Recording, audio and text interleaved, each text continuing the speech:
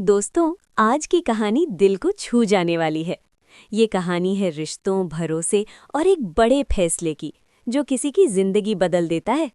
गांव के बाहर पुराने पीपल के पेड़ के नीचे एक छोटा सा ढाबा था।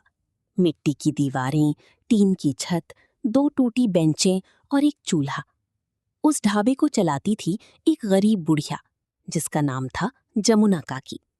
सफेद बाल, झुकी हुई कमर और चेहरे पर 1000 दुखों की लकीरें, लेकिन दिल इतना बड़ा कि कोई भूखा उसके ढाबे से कभी खाली नहीं लौटता था।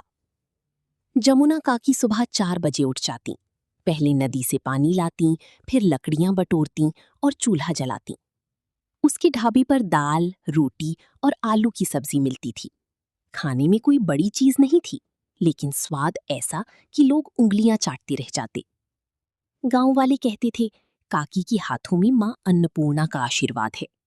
लेकिन सच ये था कि जमुना काकी खुद कई रात भूखी सो जाती थी। उसका एक बेटा था, मोहन। कई साल पहले शहर कमाने गया था। शुरू शुरू में चिट्ठियां आती थीं, फिर धीरे धीरे सब बंद हो गया। गांव वालों ने कहा कि शायद उसने शहर में नया घर बसा लिया होगा, मगर काकी रोज शाम को सड़क की ओर देखती रहती। मेरा मोहन एक दिन जरूर आएगा, यही कहकर वो खुद को समझा लेती। एक बरसात की रात थी। तेज बिजली चमक रही थी। सड़क पर सन्नाटा था। तभी एक कार कीचड़ में फंस गई। कार से एक अमीर आदमी उतरा। उसके साथ उसकी पत्नी और छोटा बेटा था। आदमी परेशान होकर बोला, अब इस सुनसान जगह में कहाँ जाएं? तभी उसी दूर ढाबे के चूल्हे की रोशनी दिखाई दी। वे लोग जमुना काकी के ढाबे पर पहुंचे। काकी ने उन्हें देखा और तुरंत बोली, आओ बेटा, भीग गई हो, बैठो। आदमी ने इधर उधर देखा।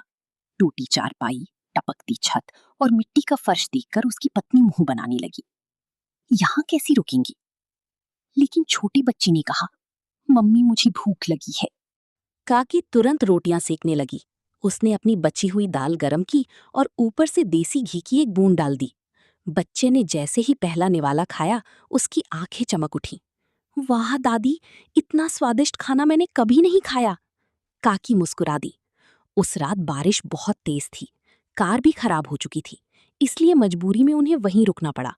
आधी रात को अचानक बच्चे की तबीयत खराब हो गई। उसे तेज बुखार चढ़ गया। माँ बाप घबरा गए। जमुना काकी ने तुरंत पुराने नुस्खे अपनाए।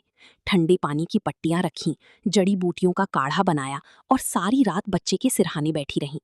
सुबह होते होते बच्चे का बुखार उतर गया। अमीर आदमी की आंखों में आंसू आ गए। माँ जी, आपने हमारी बेटे की जान बचा ली। काकी बोली, बेटा, बच्चे सबके एक जैसे होते हैं। जाते समय आदमी ने पैसे देने चाहिए, लेकिन काकी ने हाथ जोड़ लिए। सेवा का दाम नहीं लेते बेटा। आदमी चुप हो गया। उसने जाते जाते ढाबे को एक लंबी नजर से देखा। कुछ दिनों बाद गांव में बड़ी बड़ी गाड़ियां आईं। गांव वाले हैरान रह गए। वही अमीर आदमी कई लोगों के साथ आया। उसने ढाबे के सामने खड़े होकर कहा, आज से ये ढाबा नया बनेगा। गांव वाले खुशी से चिल्लाने लगे। कुछ ही दिनों में छोटा सा ढाबा पक्की होटल जैसा बन गया। नई मेजें, नई कुर्सियां, बड़ा चूल्हा और साफ सुथरी रसोई। जमुना काकी रोने लगी।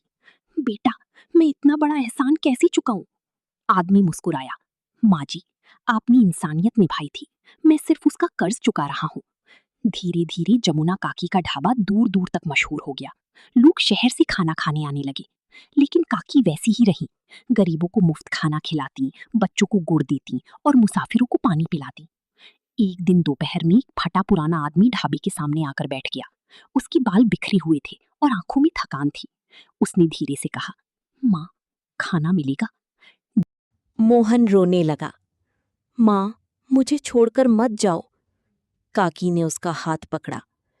एक बात याद रखना, भूखे को कभी खाली मत लौटाना। इतना कहकर उसकी आंखें बंद हो गईं। पूरा गांव रो पड़ा। उस दिन ढाबा बंद रहा।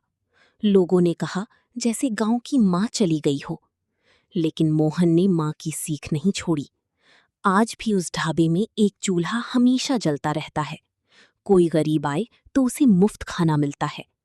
और दीवार पर जमुना काकी की तस्वीर के नीचे लिखा है, गरीबी से बड़ा दुख भूख है और इंसानियत से बड़ा धर्म कोई नहीं। अगर आपको ये कहानी अच्छी लगी हो तो प्लीज़ इसे लाइक करके हमारा हौसला बढ़ाइए। और हाँ, ऐसे ही और कहानियाँ सुनने के लिए चैनल को सब्सक्राइब करना मत भूलिएगा। घंटी दबाइए ताकि अगली कहानी सीधे आप तक पहुँचे। तो मिलते हैं अगली कहानी में। धन्यवाद।